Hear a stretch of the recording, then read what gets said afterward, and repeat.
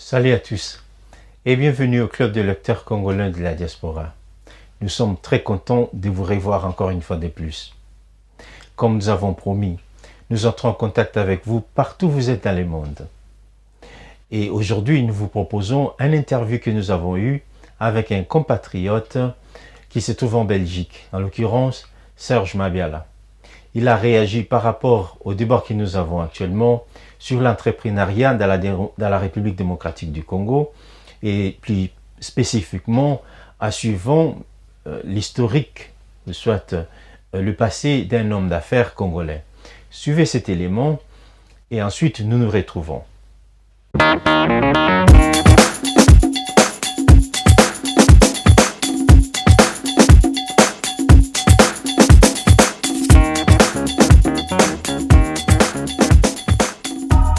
Bonsoir, Monsieur Mabiala. Bonsoir, Monsieur Henri Moseseli. Nous vous remercions sincèrement pour avoir accepté ce soir de répondre à quelques questions que nous avons pour vous, parce que vous avez manifesté cet intérêt ou soit ce désir amour de la République démocratique du Congo, et tu as voulu participer à ces grands débats que nous avons sur Dokolomanie ou Dokolomania, sur l'entrepreneuriat dans la République démocratique du Congo. Alors, la première question que nous avons ce soir, c'est de savoir que savez-vous de Dokolo? Qui est-il? Qui est Dokolo?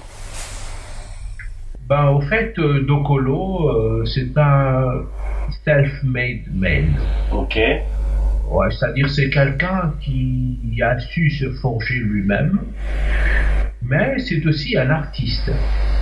Un artiste parce que quand Manu Dibango vient à Kinshasa pour faire ses premiers pas dans la musique, il rencontre Dokolo. C'est avec lui qu'ils feront donc leurs premiers pas dans la musique.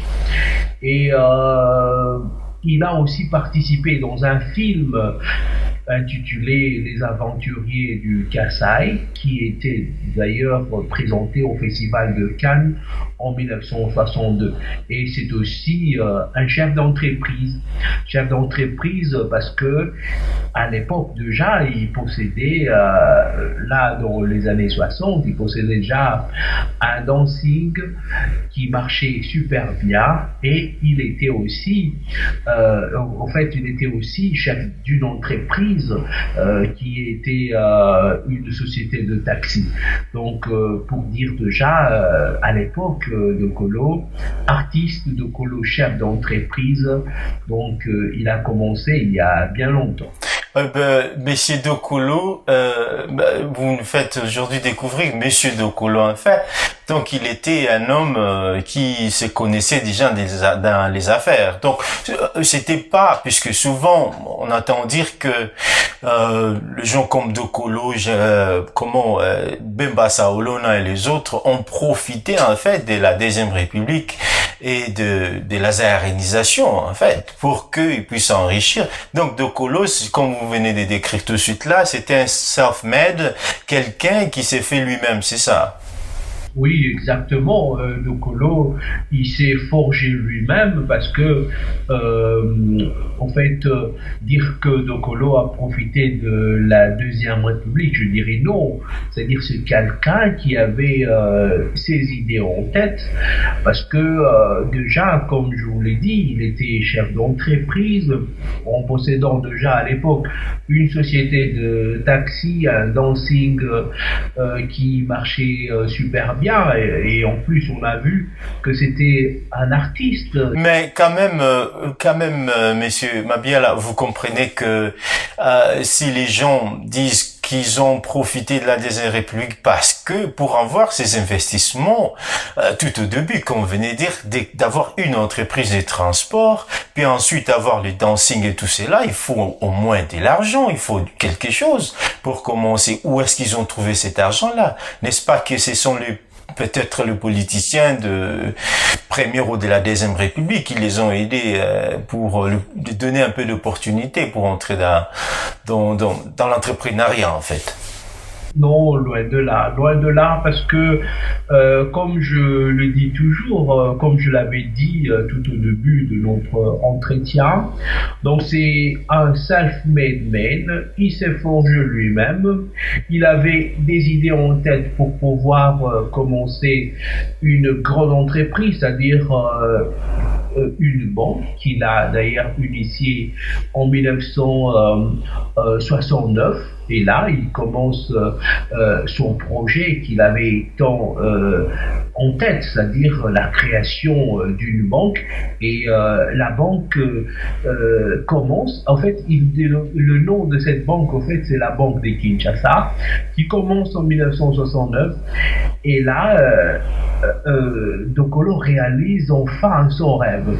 Et je vous dis le contraire, qu'il n'a pas bénéficié de l'appui du gouvernement de l'époque, puisque en 1974, Dokolo se voit subir, c'est-à-dire sa banque a subi des mesures de radicalisation du gouvernement de l'époque.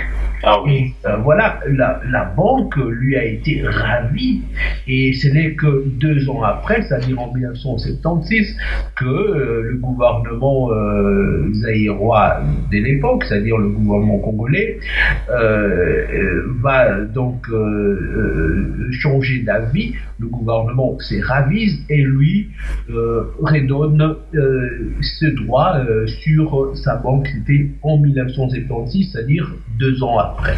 Alors, quelle notion que la jeunesse d'aujourd'hui, la jeunesse intellectuelle, la jeunesse de la République démocratique du Congo, ceux qui peut-être se sont immigrés ailleurs, comme nous autres, à cause de ce qui se passe dans notre pays. Qu'est-ce que vous avez comme conseil pour eux, puisque aujourd'hui le Congo a besoin des entrepreneurs qui peuvent créer des emplois, car vous savez une chose, c'est que le gouvernement seul, ici en Europe on le voit, le gouvernement seul ne peut pas créer tous les emplois qu'il faut, parce que c'est plutôt le secteur privé qui crée plus d'emplois que les gouvernements. Alors, le jeune d'aujourd'hui, qu'est-ce que vous donnez comme conseil par rapport à regardant l'aperçu dans le passé de ce que nos parents ont fait? Qu'est-ce que nous pouvons faire aujourd'hui? Je crois que Dokolo, c'est déjà un exemple à suivre, parce que on a seulement parlé de la banque de Kinshasa, mais il avait, je crois, presque une vingtaine d'entreprises, parce qu'il a investi dans l'immobilier, dans l'agriculture, dans la pêche, dans l'élevage, dans l'imprimerie, dans la distribution des véhicules. En fait, il a vraiment tout fait pour pouvoir en fait aider son pays, parce qu'on peut dire de Kolo, juste s'il faut parler rien que de la banque de Kinshasa, la banque de Kinshasa a employé près de plus de 1500 personnes, avec au moins 20 agences éparpillées à travers la République. On sent vraiment un homme qui commence de zéro et qui atteint pratiquement un niveau que le gouvernement zaïrois, disons le gouvernement zaïrois, je dis zaïrois de l'époque, en fait, pouvait justement encourager, au lieu d'en finir comme ils ont fait. Hein, oui, ben là, vous voulez dire que nos gouvernants souvent n'encouragent pas l'investissement. C'est même s'il y a des investisseurs, mais les gouvernants souvent empêchent à ce que les investisseurs puissent progresser et aller à l'avant. C'est ça, bon, en grosso modo en fait. Oui, exactement, parce que le cas de Kolo, c'était vraiment un cas à encourager, parce que c'était d'abord, s'il faut parler de la banque de Kinshasa, c'est vraiment une banque qui commence avec de capitaux essentiellement congolais. Donc par là, je crois que c'était vraiment quelqu'un avec qui le gouvernement devait travailler, au lieu de l'empêcher à continuer son travail, parce que dans chaque travail, on peut reconnaître qu'il y a eu un certain nombre de problèmes en 1985 avec la banque de Kinshasa, c'est-à-dire des intérêts sur intérêts, et voilà, Dokolo n'a pas su, au fait, à cause de ce problème, au fait, payer ses dettes envers la banque centrale du Congo. Donc, c'est qui a pu causer ce problème. Mais le gouvernement devait, je crois bien, l'aider à s'en sortir. Mais ils ont mis la banque sous administration. Mais voilà. Et après, c'était vraiment une sorte de spoliation bien organisée. Et voilà, de ces faits, Dokolo ne se remettra jamais. Et voilà, c'était vraiment la fin. Mais c'était la fin, mais il a laissé deux enfants. Je crois que ces enfants pourront un jour, je crois qu'ils le remontent déjà. Et on ne sait pas encore ce qu'ils font, mais je crois que avec ces enfants, il y a l'espoir que le nom de Dokolo ne s'était pas atteint totalement. Alors, notre dernière question, c'est plutôt de savoir qu'est-ce que vous pensez, quelle est votre lecture, parce que nous sommes au Club des lecteurs congolais quand même, quelle est votre lecture pour l'avenir économique et de la jeunesse pour la République démocratique du Congo? Ouais, au fait, je crois que d'abord, s'il faut voir l'exemple de Dokolo, je dirais que nous sommes obligés à faire mieux, c'est-à-dire à oser parfois. Parce que déjà, imaginez Dokolo qui rencontre Manu Dibango, comme je vous avais dit, en tant qu'artiste, qui participe dans un film, voilà. C'est quelqu'un qui se cherche à l'époque, et par la suite, avec sa société de taxi, et puis il essaie, il avance tout petit peu, un tout petit peu, et puis c'était la banque, et puis voilà, il y a eu beaucoup d'entreprises qu'il a su créer. Ce fut vraiment un génie de business que nous, par exemple, nous, le jeune d'aujourd'hui, nous sommes vraiment tenus à suivre cet exemple. C'est vraiment un exemple louable, mais nous demandons à nos gouvernements aujourd'hui de nous aider. On a des idées, on veut bien investir au pays, mais au fait, s'il y a, je crois que actuellement, il y a quand même, je crois quand même, il y a un bon climat pour les affaires. Ok, d'accord. Merci beaucoup, Monsieur Serge Mabiala, pour avoir accepté notre petite entrevue aujourd'hui. Alors, nous vous remercions sincèrement et nous continuerons les débats sur le Club des lecteurs congolais, et nous n'hésiterons pas à inviter beaucoup plus de gens pour participer à ces débats. Merci beaucoup. Je vous remercie énormément. Au revoir. Alors, comme vous avez suivi notre bien-aimé et compatriote Serge Mabiala de la Belgique, il a réagi par rapport au débat sur Dokolo Mania.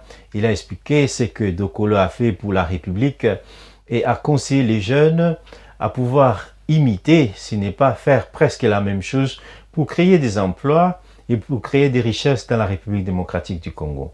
Alors, nous ne terminerons pas cette petite intervention sans pourtant vous rappeler de recommander notre page Club de lecteurs congolais sur Facebook à vos amis et distribuer, en fait, partager cette nouvelle, cette bonne nouvelle de l'existence de la page de discussion et de débat dans notre communauté, que ce soit au pays ou à l'étranger.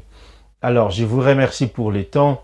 Et bientôt, il y aura un autre sujet que nous allons débattre sur cette page. Et vous êtes la bienvenue. Continuez, si vous avez des commentaires à faire, ou soit vous avez des suggestions à donner, ne vous en faites pas, écrivez-nous directement sur la page des clubs des lecteurs congolais de la diaspora et nous allons réagir. Et partout où vous êtes dans le monde, si vous avez des sujets que vous voulez débattre, ou soit vous voulez intervenir comme l'a fait notre compatriote et ami Serge Mabiala de la Belgique, vous pouvez les faire. Alors je vous souhaite une bonne journée et on se retrouve bientôt. Au revoir.